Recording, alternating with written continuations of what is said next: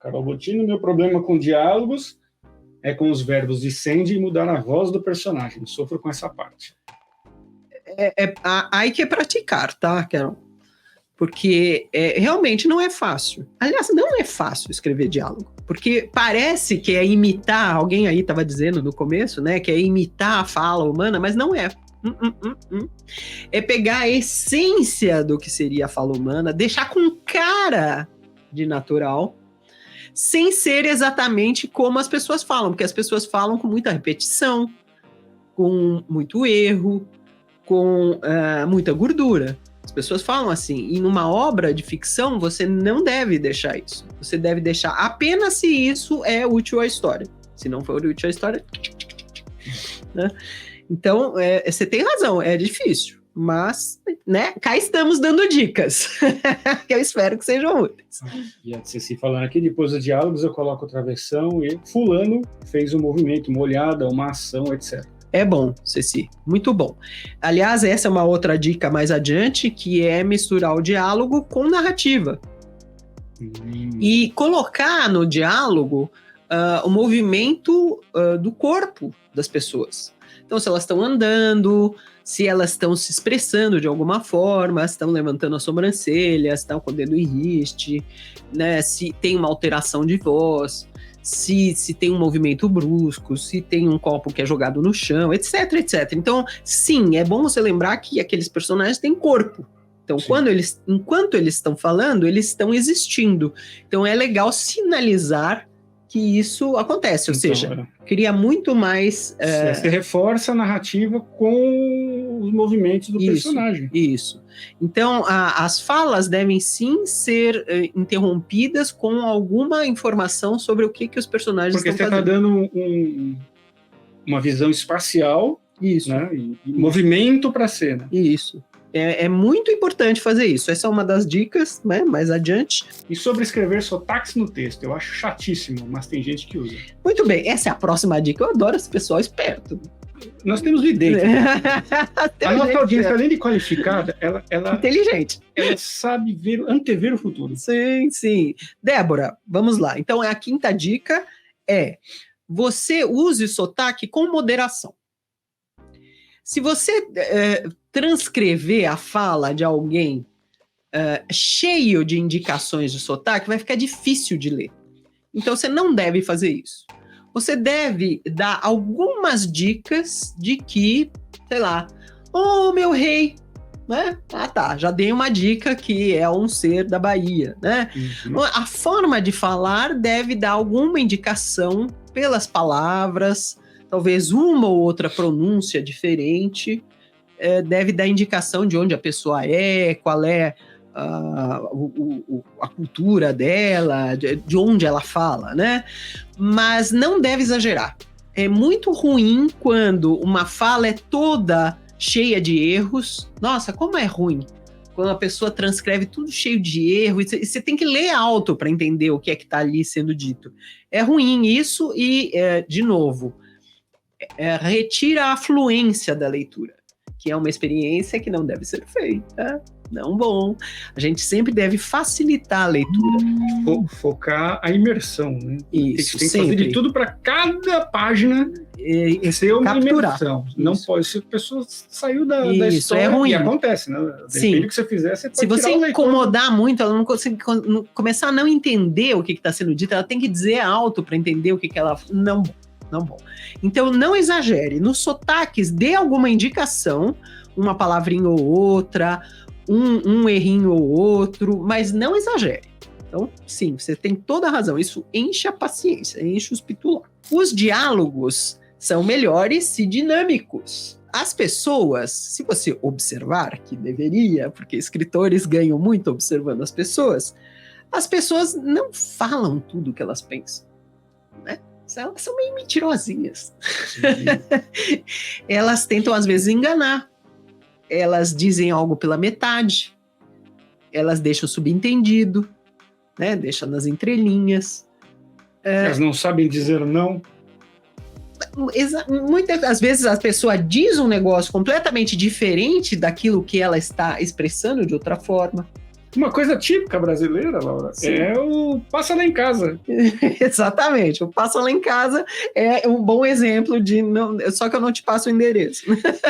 Quem é brasileiro entende, mas quem é gringo não faz a menor ideia e passa na casa, o que é um problema, né? Exatamente. Pode criar mais um conflito para a história. Se tiver um gringo que não captou a mensagem, né? Então, os diálogos, eles ficam mais ricos se eles tiverem essa característica da fala humana, que é a dubiedade, a mentira, as palavras de duplo sentido, as coisas ditas pela metade, etc. Todas essas formas de falar. Então, o diálogo todo certinho, todo clarinho, as pessoas se expressando perfeitamente, é de certa forma falso. Se você se aproxima mais do ser humano que como tal, como se manifesta, né? Então o ser humaninho mente. Então, é interessante colocar essas ambivalências de fala no diálogo que você coloca. Sempre lembrando, você não vai colocar por colocar, você só vai colocar aquilo que serve para a história andar. Então é a mentirinha que é importante para a história. O jogo duplo, o cara fala algo que significa o oposto, né? Digamos, vai ver um casal que está absolutamente se desentendendo, de braços cruzados, cada um olhando para um lado, vai dizer, o que vamos fazer nas férias? Então, evidentemente, não é algo amoroso, mas o diálogo pode ser discrepante com aquilo que está sendo manifestado. Fica mais interessante, cria tensão. Então, sejam sábios em usar o diálogo como realmente uma arma, uma potente forma de expressar um monte de coisa, gente. Potência! Rodrigo Guerra, que deve ser meu parente. Leio muito em inglês, onde se usa aspas. Acho um pouco difícil essa história de usar travessão. Rodrigo, você já está pulando para outra dica, que é sinalizar com pontuação correta os diálogos. Em português, a gente abre cada fala com travessão. Sim. A gente tem em português uma variação para fechar a fala. Em alguns escritores dão travessão, vem a fala da pessoa, e aí vem outro travessão para indicar que a fala da pessoa terminou. Outros escritores abrem com o travessão, vem a fala, e aí vem uma vírgula. Né? Os dois estão corretos em português. Aspas em português não são português. Tem gente que fica meio americanizado e, tudo bem, imita a forma de diálogo dos americanos. Mas, vai, no Brasil, faz do jeitinho nosso. E em várias línguas tem variações. Tem variações. Se eu não me engano, o alemão também é aspa, mas é a aspa dura, né? É uma aspa diferente. Sim. Em espanhol também é diferente, não é? Espanhol é travessão. É travessão? É. Espanhol é travessão. A Isabel Allende, você vai ler em espanhol, tudo travessão. Atenção, não só você deve abrir, e muita gente erra isso também. É legal aprender a pontuação exata do diálogo. Toda vez que muda quem está falando, você tem que abrir novo parágrafo, né? Então, né, a Sandrinha, onde você estava? Fui comprar cigarro. 15 anos. Voltei mais. Não, estou voltando hoje, 15 anos depois. Muito bem. Essa resposta deve estar em outro parágrafo. Porque toda vez que muda a fala, muda. Você põe outro travessão e você abre parágrafo. Com bastante cuidado, porque deve ter muita clareza.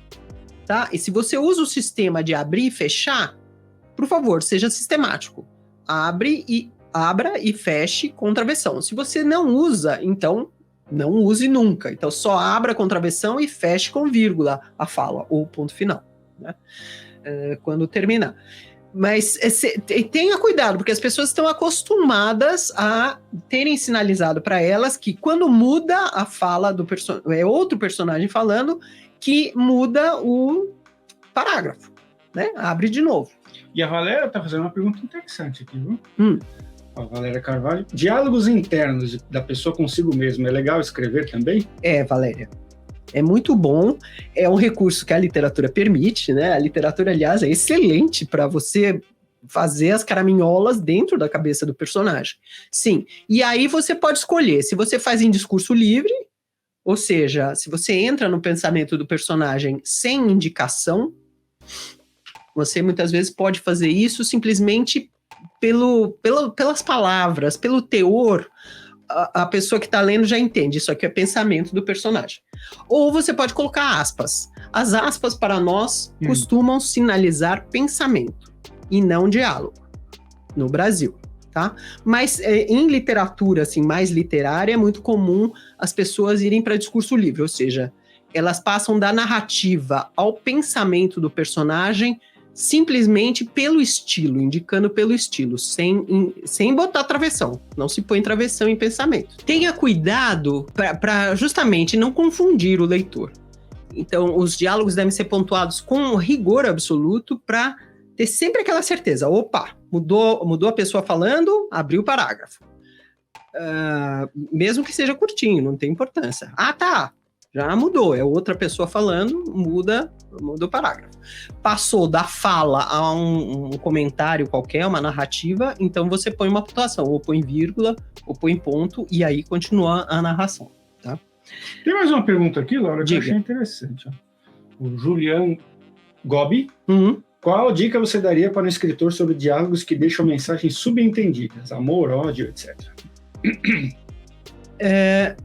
Julian, a melhor dica que os escritores usam, né? Quando você quer passar sentimentos mais profundos, inclusive, mais complicados de dizer, você não deve ficar explicando muito, você deve mostrar. Então, a pessoa deve até, uma parte, verbalizar aquilo que você acha que o personagem consegue verbalizar, mas não muito explicadinho. É mais legal explicar com as ações. Então, é mais legal explicar com o movimento do corpo, ou mesmo com um gesto, com uma ação mesmo. O personagem faz alguma coisa que demonstra que aquilo que ele ou ela está dizendo tem uma profundidade maior. Porque ficar dizendo eu te amo, você é a pessoa da minha vida, tudo que você faz é o topo, o máximo para mim, né, ficar falando isso não tem tanto significado quanto um personagem demonstrar isso para o outro. Pode até falar um pouco, mas demonstrar. Então, preocupe-se bastante com as ações dos personagens, para casar bem com aquilo que eles dizem. E não explique demais. Não faça o personagem dizer tudo. Essa é uma outra regrinha não, uma sugestão. Aqui são dicas, né? Uma outra dica é você, justamente, não deixar o personagem dizer tudo. Então, naquelas mentirinhas também tem coisas subentendidas. Pode até ter frases que não são finalizadas. Depois eu conto pra você. Deixa aquela pulguinha atrás da orelha. Exatamente, é mais interessante. Então, deixa o personagem, o outro personagem interessado e deixa também o leitor interessado. Nossa, o que tá faltando aqui? O que vai ser completado? Então, não explica demais. Diálogo explicadinho, não. Nos mínimos detalhes. Não, nada de mínimos detalhes. Olá, eu sou a Laura Bacelar. Eu presto vários serviços no mercado editorial. Eu ajudo autores a tirarem dúvidas com consultoria, eu faço mentoria para quem quer escrever livros de não ficção e eu faço leitura crítica com viés editorial. Se você tiver interesse, veja os meus dados de contato aqui abaixo desse vídeo.